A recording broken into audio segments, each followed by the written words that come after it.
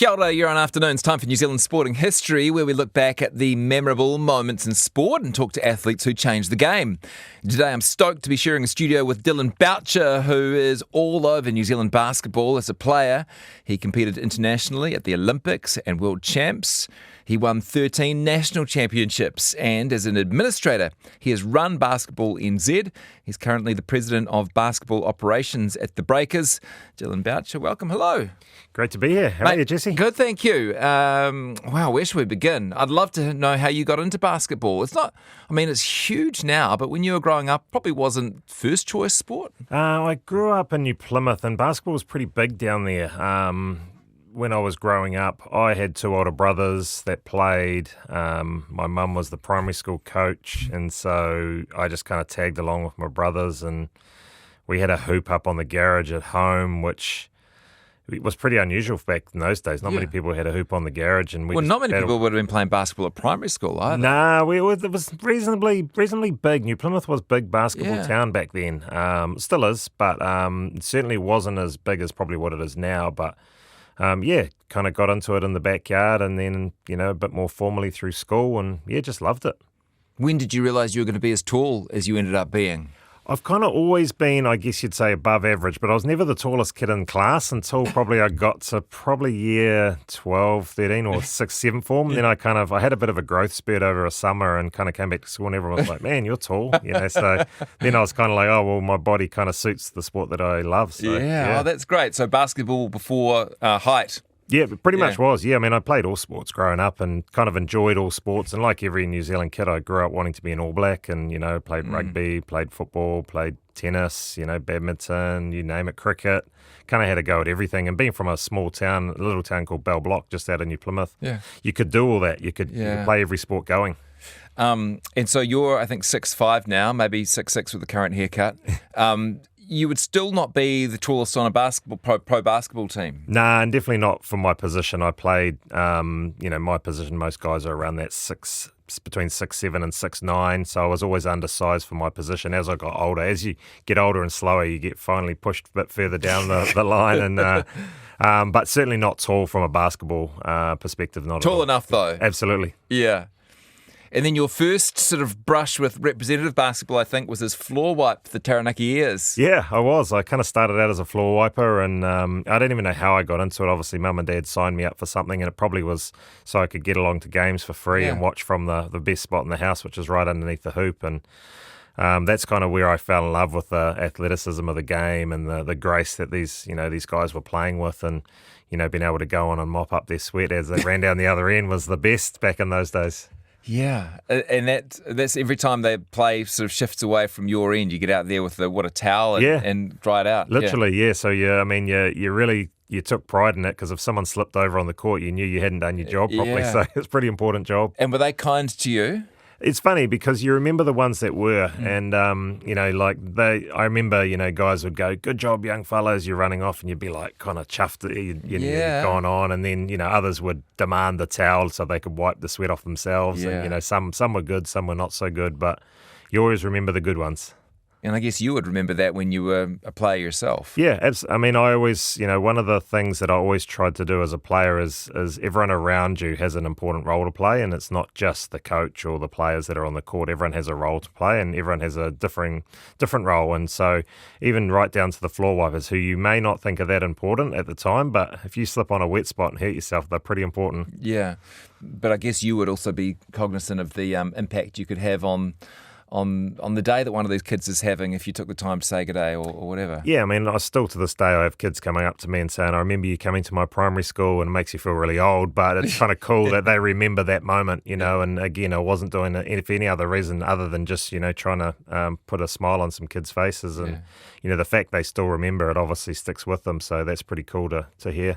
And so you and your brothers are playing, and presumably your mates are playing, you're going primary school, intermediate, high school. And then when do you start thinking, sheesh, I'm actually pretty good at this? Yeah, kind of in high school, I realised I spent a lot of time in the backyard shooting, mind you, and I noticed myself getting better and better, and, in high school I was having some success, and kind of towards the end of high school I thought, man, this would be pretty cool to be able to take this seriously and try really hard to try and make some top teams. And it was my final year in high school where I got asked to go along to a New Zealand junior trial, and went along to that and realised there were some really talented players there, but that I could match it with these guys. And so that was the moment where I was like, okay, well, maybe if I took this game seriously, I could actually make something out of it. And here I am, however many years later. What was the strongest aspect of your game?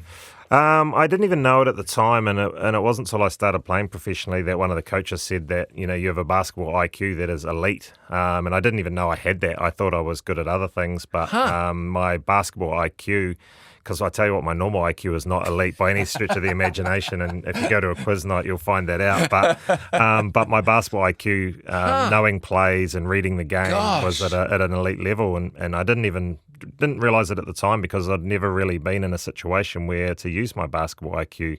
And they can spot that because as the game's moving, they're seeing you move into a particular space or looking in the right direction or choosing the right direction to throw it. Yeah, like one of the things I was really good at, and particularly when I was younger, I was really good at stealing the ball. And so I thought it was just because I was good at stealing the ball. I didn't realise it was because I'm actually reading the play and I'm ahead of the person that's about to pass the ball, and I'm anticipating what they're going to do, so I shoot a passing lane and get a steal. But I thought I had this amazing speed, and that's why I was, was able to do it. But no, it was certainly just anticipation and things like that. It's funny. I remember them saying about Wayne Rooney, he was just such a natural footballer. They said they didn't want anyone to explain to him what he was good at, or he might start overthinking it. I wonder if the same might be true of you. Once you're thinking, I've got this great elite basketball IQ, maybe you kind of start overthinking it? I don't know. It was almost the opposite for me because I had this IQ and I have good vision on the court. I was never the best shooter, and I always put it down to my brain almost worked too far ahead, so I always thought, what is a better option? As I was going into a shot, I'd be scanning around me, going, is there someone else that's open? And I'd try and make the pass to the better option. And shooters that are good do not see anything else other than that orange thing hanging from the backboard, and that's the hoop. So for me, I always felt like I had too much going on in my brain that I needed to make the right decision at the right time. So I was overthinking every play sometimes. And the best moments you have is those moments where everything just slows down for you and you're actually able to see the game at a speed that is slower than the rest of the people seeing it on the floor. It's just muscle memory, is it, shooting? 100% muscle memory. You see guys, and not everyone has the greatest technique, but if you put the volume and you put the hours into shooting, you can become a good shooter for sure. Yeah. And what's the difference between a night where you're hitting them all and the nights when you're not? Sometimes it's mental. Sometimes you just have games where we call it shooting into the ocean. Anyone can shoot into the ocean. You have nights where no matter what you throw up, it goes in, and it's just, again, that confidence that you get out of seeing the ball go through the hoop. If you get a couple of easy ones and it goes through, now you start feeling good. But on the flip side, the same thing happens. You shoot a couple and they don't go in, your brain starts telling you, don't shoot anymore. The good shooters just keep on shooting. Yeah. Do you watch some of the NBA guys, and are even you amazed by what some of them can do? Oh, Steph Curry is phenomenal, and I've played with some really good shooters in my years of playing, but I've seen Instagram videos of him, I think. Oh, he's insane. He's, I'll put it into perspective. Guys like Tom Abercrombie and Kirk Penny, elite shooters that we've had, out of 100 three-point shots, they were shooting in the 90s at times at training. They were shooting 93 out of 100. Wow. It's only missing 7 shots out of 100 shots, which is phenomenal to think. And it's so much harder in games. Steph Curry is having games where he's making these shots, and you think this guy's like a 6'3", which is tall for your average person, but not in the NBA. 6'3", average athletic guy that is playing against these monsters in the NBA that can jump and run, and he's getting his shot off anytime he wants and making those shots, which is incredibly difficult. Do you enjoy watching that sort of basketball, or does it feel too much like work? Nah, it's hard and it's fun. And if my wife is listening, she'll laugh at this comment. She always is talking about, you need to find something else other than basketball in your life, because my algorithm's basketball, my work is basketball, my friends are from basketball. So again, my life does revolve around basketball, but it's because it's what I love and it's what I eat, sleep and breathe. And so for me, watching an NBA game is fun because it's also what I love to do. It's not just work, or even if I'm scouting a player, it doesn't feel like work because it's what I enjoy doing. Oh, that's good. I'm talking to Dillon Boucher for New Zealand Sporting History. When did you put on the black singlet for the first time? So I think I was 17 or 18 playing in the New Zealand junior team that I talked about earlier. I made the team and got to go on tour for the first time and put on the black jersey. And I'd always dreamed about pulling on the black jersey, but I didn't know it would be for basketball. I'd always dreamed to go into the Olympics and didn't think it would be for basketball, So for me, being able to achieve those things throughout my career has been pretty satisfying. Yeah. So you're doing that going up through the age groups, I think, and then you've also got this, what we call it, semi-pro for the Auckland Stars? Yeah, semi-pro 100%. So again, went that semi-pro route, and again, that's working a full-time job. The day, it's pretty much a grind in that era, because you get up in the morning, you go to the gym in the morning, and then you'd work a full-time, 8 or 9 hour day, and then you'd finish and then go straight into when you say training. Work, this is working outside of basketball. Outside of basketball. Yeah. So back in those days, I was a travel agent, and so I'd go be a travel agent for like I say, 8 or 9 hours of the day, finish, get a quick snack, go train, and then you'd be home at like 9, 10 o'clock at night, and you'd get up the next morning and do it all again, and then on the weekend you'd play games. And that's just how it was for everybody, so you didn't think any differently. You guys were good though, hey? We had a good era. We had Tab Baldwin, who was the coach of the Auckland team, became the Tall Black coach later. He was also the coach of the New Zealand junior team when I first made it. So he was kind of the first one to identify me, and I played a little bit different to a lot of guys, and he saw what I could bring to a basketball game, and and really embraced what I could offer. And so, any team that he was coaching, I knew I had a good chance of making. Yeah.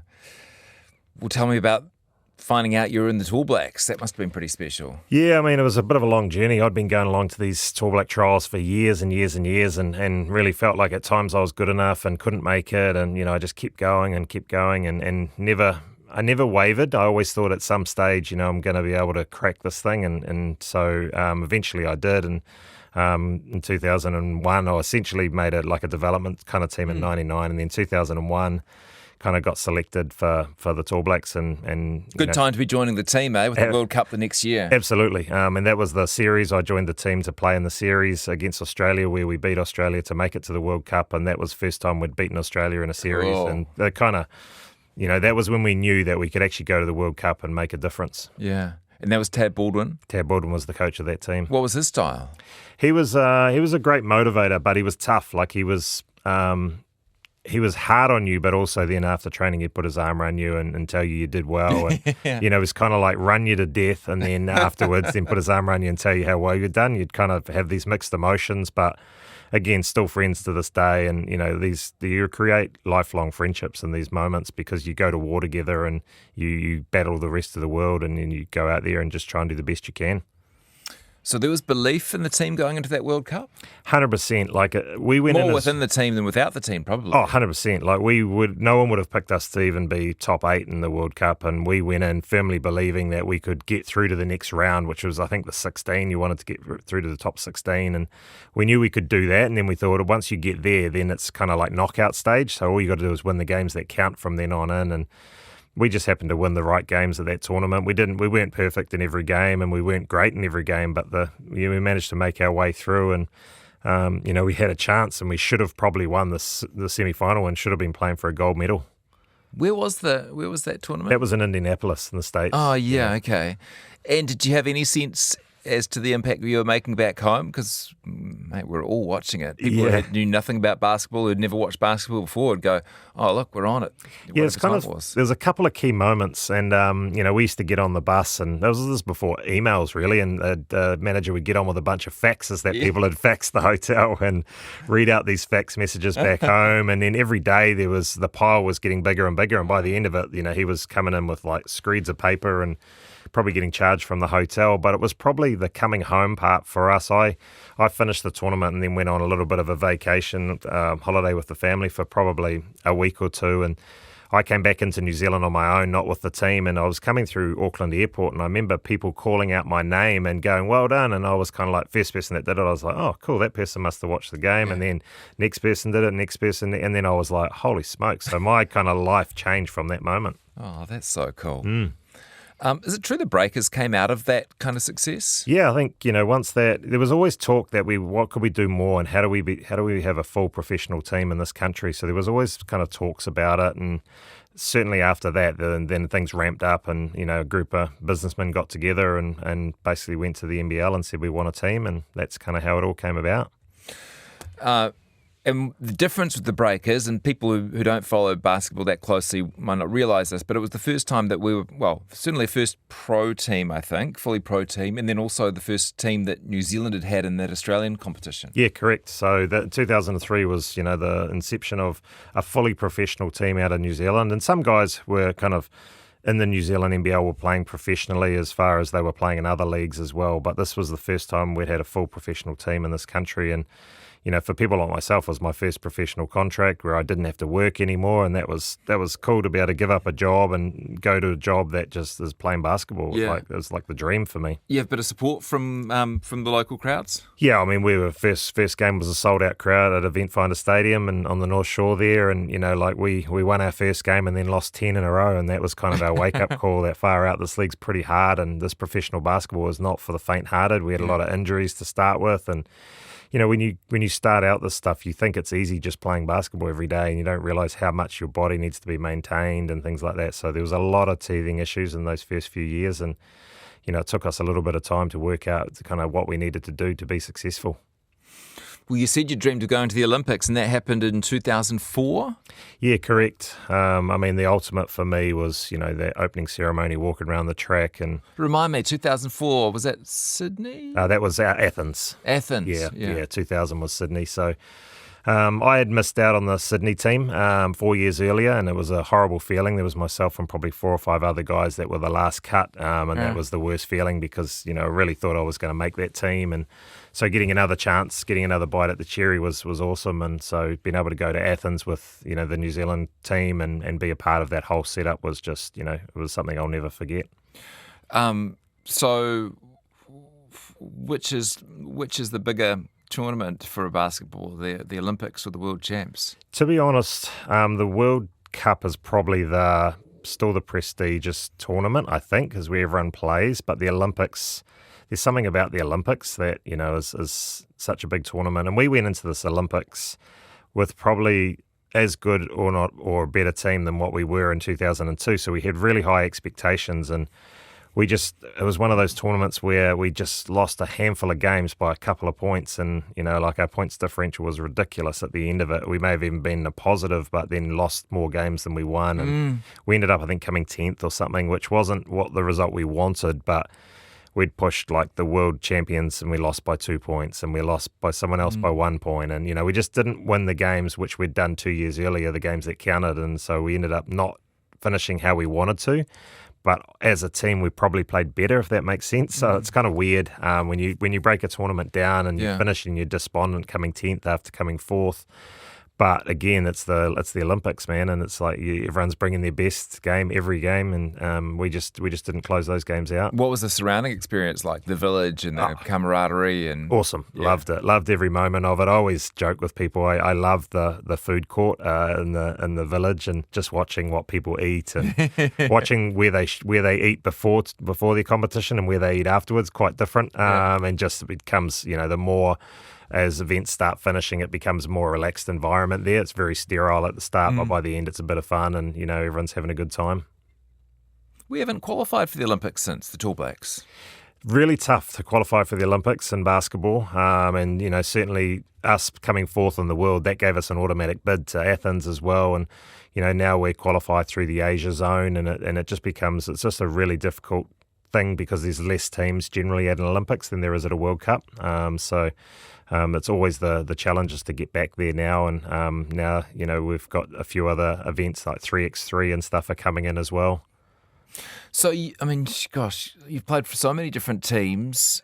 You've had all sorts of highlights, but is there one moment in your career that you think that was the moment?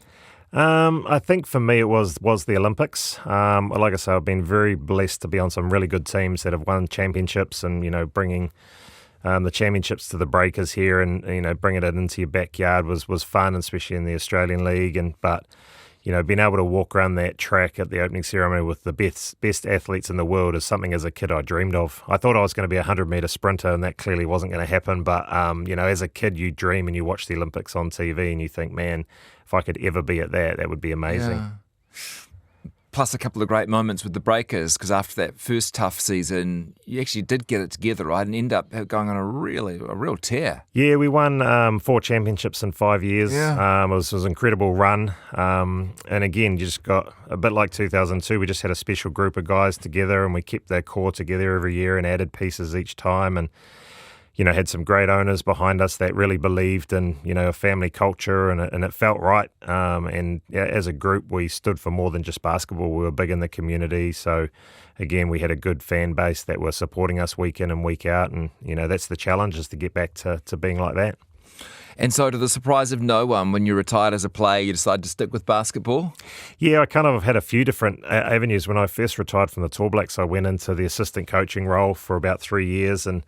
And when I finished playing for the Breakers, I eventually moved into the office side of things. And, I've done a few different roles within that. But certainly, as I said at the start, I'm a bit of a lifer, or a bit of a tragic, and love the sport so much that, being in it just makes sense. And, I feel like it's what I do best. And, if you can wake up every morning and do what you love, it doesn't feel like going to work. I mean, it was great that excitement we all felt around the World Cup in 2002. The sport really seemed to capitalise on that, at least with the Breakers. I remember one of the criticisms of us going to the Football World Cup in the early 80s was that they never really kind of took advantage of that. So it sounds like basketball learned that lesson. And then there's really been another surge of interest in the last few years, right? And I guess that's partly down to what people are consuming, sort of media-wise. Getting a lot more of the NBA and some of the... I guess the pageantry and glamour around that, but it must be pretty exciting for you as a basketball guy. Yeah, I mean, like I say, the numbers playing the sport now and how serious kids are taking it from a young age is pretty impressive. The kids you're seeing coming through, the skill levels they're at is far superior to when we were coming through, and the access they have to coaches or to resources is a lot more. And with the internet now, you can see anything you want, and I think that internet, having access to the NBA and the likes of Steven Adams being in the NBA has piqued the interest in this country, and the Breakers' success as well. It's just like everything aligned really nicely. And again, I think the face of New Zealand has changed too. You have a lot of our immigration that's come in here now, like a lot of the Asian and Indian ethnicities, they love basketball. And so we're seeing a lot more pick up a basketball from a young age at primary school. So what was your role as CEO of Basketball NZ? Yeah, so it was basically everything. So, everything from grassroots right through to Tall Blacks, Tall Ferns, high performance, and the leagues, the Cells NBL and the GJ Gardner Tauihi. So, again, loved every moment of that role because I got to really, try and direct basketball where I thought it needed to go. And Basketball New Zealand's in a really good place, and basketball's in a really good place. Breakers are in a good place. So the sport itself is really thriving in this country right now. So what's the new role? Well, newish role, President of Basketball Operations at the Breakers. Yeah, very, very... President's pretty sexy Zealand title, isn't it? Exactly. Very un-New Zealand title, but certainly essentially means I run the basketball side of the business. So, again, everything from selecting, players with the head coach and building the high-performance team, making sure we're, being able to put our players and coaches in the best position to succeed on the court. And then who owns the Breakers now? So there's a few different owners. Mark Mitchell's the majority owner, and he's an American owner that has lived the last 5 years here and married to a New Zealander, and certainly has had his has been involved with the Breakers for a few years, but has taken the majority stake this year. And there's another 4 or 5 owners underneath him as well.